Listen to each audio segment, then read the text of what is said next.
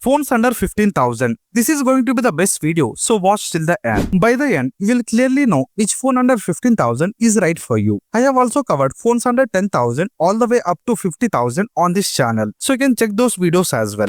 Number 1. Poco M7 Pro. It features a 6.67-inch Full HD AMOLED display with 120Hz refresh rate, 2100 nits of peak brightness, and Gorilla Glass 5 protection. It is powered by the MediaTek Dimensity 7025 Ultra chipset, paired with up to 8GB of RAM and 256GB UFS 2.2 storage. In Genshin Impact, it delivers around 35 FPS, and in PUBG Mobile, we can expect roughly 40 FPS on average. At higher graphics settings, the frame rate starts to drop and the gameplay is unstable, so it is better suited for medium settings. For cameras, the Poco M7 Pro comes with a 50MP main camera, 2MP secondary sensor, and a 20MP front camera. In daylight, the main camera produces sharp photos with good color balance and decent dynamic range. Low-light shots are usable, but there is noticeable noise when you zoom in. Selfies come out detailed with natural skin tones in the daylight, while low-light performance is acceptable as long there is enough light. Both the front and rear cameras supports 1080p 30fps video recording, but the stabilization isn't great when there is heavy movement, so videos can look a bit shaky.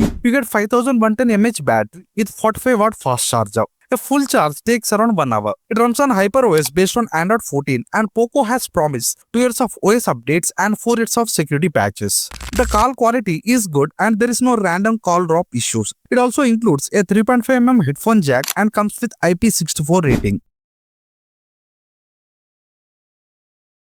Number 2. Oppo K13X. It features a 6.67-inch HD display with 120Hz refresh rate and 1000 nits of peak brightness. It is powered with the MediaTek Dimensity 6300 chipset and 128GB UFS 2.2 storage. For gaming, it can handle BGMI comfortably on medium settings, but once you push it to the higher graphics, the phone starts heating up slightly. Oppo has included game-focused features like Game Mode and Game Toolkit, which improves the overall gaming experience. Coming to the cameras, the Oppo K13X offers a 50MP main camera, 2MP depth sensor, and an 8MP front camera.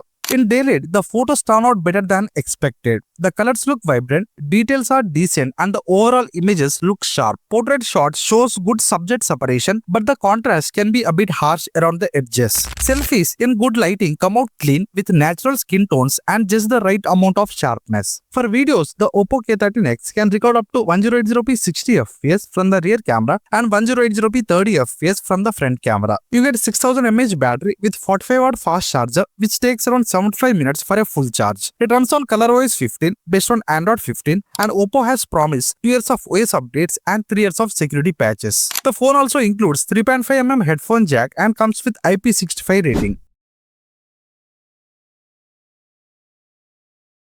Number 3. Realme P3. It features a 6.67-inch Full HD AMOLED display with 120Hz refresh rate and 2000 nits of peak brightness. It is powered by the Snapdragon 6 Gen 4 chipset, paired with 8GB RAM and 256GB of UFS 2.2 storage. In gaming, it supports 90 FPS. BGMI runs above 75 FPS on Smooth plus Extreme settings.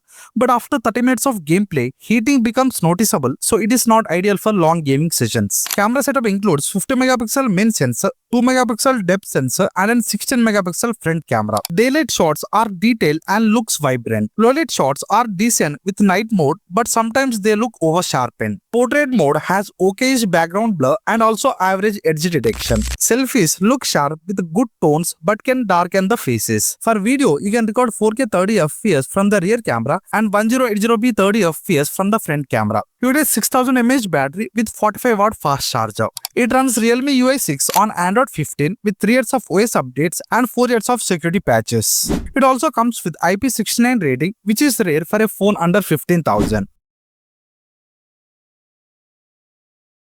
Number 4. Infinix Note 50X. It features a 6.67-inch HD LCD display with a 120Hz refresh rate and 672 nits of peak brightness. The outdoor visibility is just average. Performance is handled by the MediaTek Dimensity 7300 chipset, paired with 8GB RAM and 128GB of UFS 2.2 storage. In gaming, this phone isn't built for hardcore gamers, but it holds up reasonably well. BGMI and COD Mobile run smoothly at medium graphics. After 20 minutes of gameplay, the phone starts warming up especially the plastic back. You get 5500 mAh battery with 45 watt fast charger. Camera setup includes a 50 megapixel main camera and an 8 megapixel front camera. Daylight photos are sharp with natural colors and good dynamic range. Portrait shots have decent skin tones, but the edge detection can be inconsistent in complex scenes. Low light performance is average and lacks consistency. Selfies have good color and good sharpness, but images often look shaky even in good lighting. You get 4K 30fps video recording from the rear camera and 2K 30fps from the front camera. The phone runs XOS 15 based on Android 15 with 2 years of OS updates and 3 years of security patches.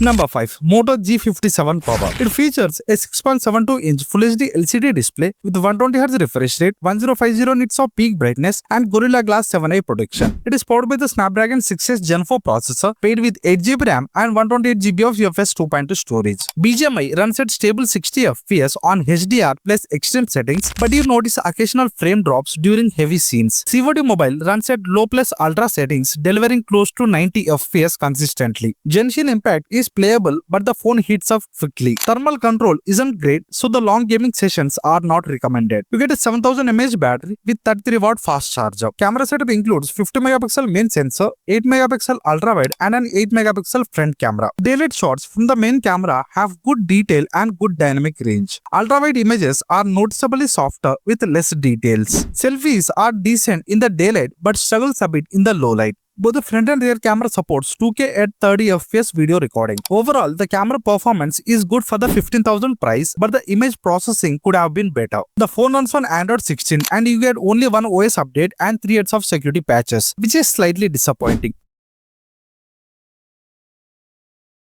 So here is the comparison table that I promised for phones under 15,000.